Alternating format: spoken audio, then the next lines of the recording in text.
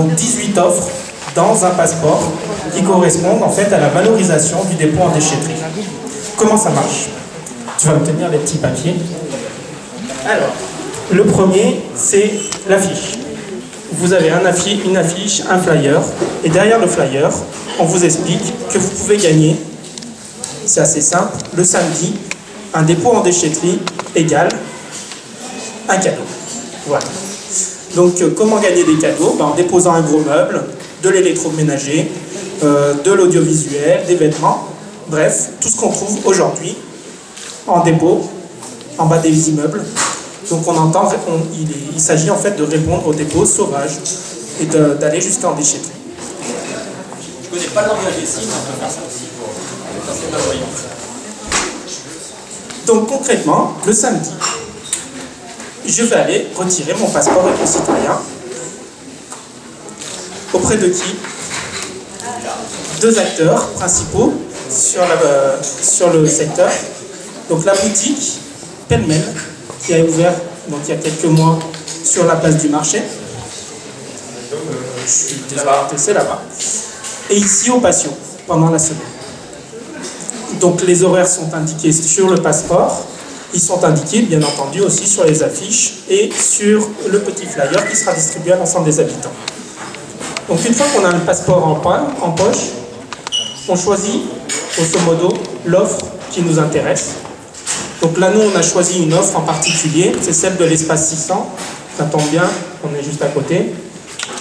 Donc on va pouvoir bénéficier d'une place de spectacle, plus une invitation en tarif réduit pour une deuxième personne. Donc ça, c'est l'offre, une des 18 offres proposées, donc par partenaire de proximité, l'espace 600. Comment ça se passe? Le samedi, je vais aller auprès du valoriste, donc une personne habilitée à tamponner le passeport et à valoriser l'apport d'encombrant. Donc il va mettre un coup de tampon sur le passeport, sur le tampon sur l'offre qui sera intitulée Espace 600, et vous allez pouvoir bénéficier de l'offre, donc de la place de spectacle, en contrepartie du dépôt en déchetterie.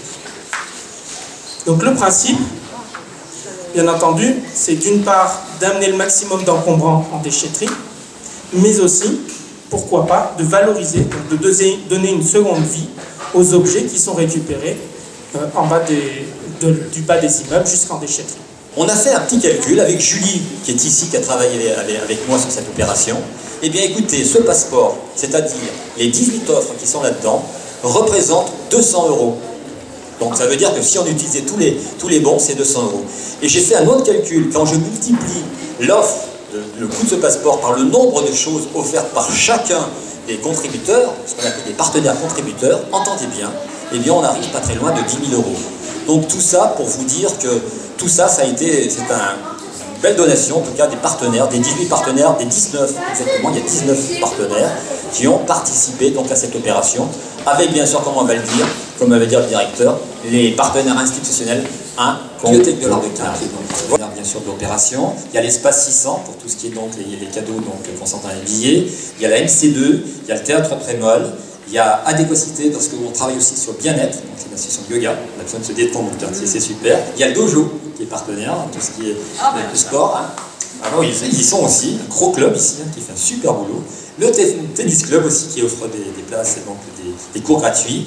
Alors les trois, là on est hyper fiers, les trois scènes, donc Société d'économie mixte, compagnie de chauffage, GEG et la Régie des eaux. Ils ont vraiment bien joué le jeu, super, il y a des beaux cadeaux qui ont été offerts. Ensuite, l'association Arc-en-Ciel, je vois le président qui nous offre un repas, super, génial. Café associatif Le Baratin, un café gourmand, l'arbre fruité, la maison des habitants, le patio avec quand même un panier de légumes, ça c'est beaucoup intéressant de discuter avec des gens. Il y a Actis, super effort sur l'histoire des loyers. Il y a la SDH, elle, c'est pas des loyers qu'elle diminue, elle offre 2 heures par bon, donc on dépose, on a droit à 2 heures de travaux, et super parce qu'elle a dit c'est fait par la régie, donc on gagne sur les 2 tableaux, donc c'est génial, hein, on est des bons quand même, hein, on cogite. La régie elle-même, donc qui fait des travaux auprès des habitants, et bien quel que soit le montant des travaux, c'est 3% de réduction. Le pêle-mêle solidaire, la nouvelle boutique qui est donc sur la place, ça ce sont des cadeaux. Et puis bien sûr notre partenaire incontournable, Grenoble Solidarité. voyez, vraiment on a fait un truc quand même qui peut intéresser. C'est vrai que la région, parce que les collectivités, dès le départ, on a cru à ce projet-là.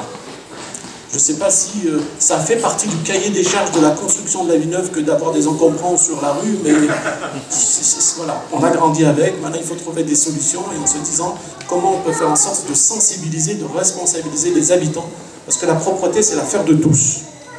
Et qu'il y a eu des questionnements en disant mais oui, emmener ces encombrants, pourquoi les valoriser de cette manière-là, est-ce que ça ne va pas déresponsabiliser au contraire et faire qu'il y a des trafics là derrière, enfin bref, on a tout entendu. Et bien sûr que ces écueils ont été levés, et je crois que la qualité du projet et la qualité du passeport citoyen et l'engagement des associations avec vous est exemplaire. Et ce qui est proposé, au-delà de l'aspect financier, c'est qu'aussi des structures comme l'Espace 600 ou d'autres qui s'engagent, c'est donner aussi à ouvrir un peu à des personnes qui ne franchissent pas le pas, parfois de l'Espace 600, voire ailleurs, et puis aussi tout un projet qui est mené par la ville et le CCAS autour du Pass Culture, hein, qui peut aussi être un moyen de mobiliser l'ensemble des structures culturelles en particulier. Donc moi, voilà, je voulais vraiment saluer la qualité de ce travail-là innovant, qui va nous être utile au moment où on réfléchit nous-mêmes sur ces questions de développement durable. Je sais que vous avez rencontré Stéphane Sibert, Laure Masson par ailleurs, pour essayer d'en faire un projet encore plus important. Bonjour à tous, je vais être très bref parce que je pense qu'Abdé a dit quand même l'essentiel du message que la ville porte et souhaite faire passer aujourd'hui. Mais c'est vrai qu'au début du mandat, donc moi j'avais pas été élue par le passé, j'habitais la Villeneuve depuis 10 ans, donc j'étais confrontée comme tous les habitants à ces difficultés d'encombrant au pied d'immeubles, donc juste pas très agréable, ni visuellement, ni pour toutes les conséquences que ça peut avoir. Et je me suis dit, maintenant je suis élue, on va changer les choses. Donc j'ai vite déchanté, puisque je me suis rendu compte que c'était pas si simple que ça. En réalité, qu'il fallait s'appuyer, travailler avec beaucoup de personnes qui étaient très motivées, et surtout, il fallait trouver des choses innovantes, parce qu'en réalité, beaucoup de choses avaient déjà été essayées, beaucoup de choses avaient été faites, malheureusement avec des résultats mitigés en fonction des périodes, en fonction des lieux, en fonction de tout ça.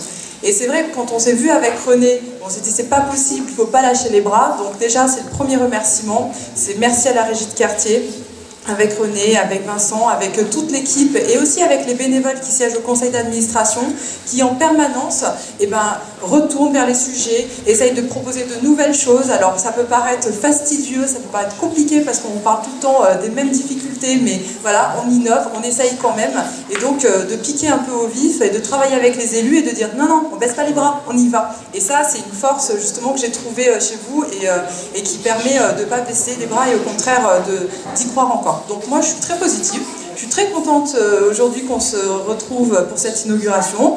J'espère que c'est pas que symbolique, que derrière ça va durer longtemps. Donc on sait que l'expérimentation aujourd'hui elle est sur une période, il va falloir travailler pour convaincre et pour que ça s'instaure plus durablement. Et le deuxième petit message que je voulais passer, c'est que finalement, c'est quelque chose qui n'est pas anodin, que ça se passe comme ça aujourd'hui dans ce quartier. Ça s'inscrit aussi dans une démarche plus globale, une dynamique qui s'instaure depuis quelques années sur le quartier de la Villeneuve et sur le secteur 6 plus globalement. Moi, je souhaiterais qu'à l'avenir, on ait bien plus d'habitants qui viennent ici, y compris sur ce genre de manifestation, parce que ça voudra dire qu'ils ont pris conscience que ce qu'on fait, c'est avec eux et pas à côté d'eux. Donc voilà, c'est le seul bémol, et il faut qu'on continue à se mobiliser collectivement pour intéresser l'ensemble des habitants de ce quartier.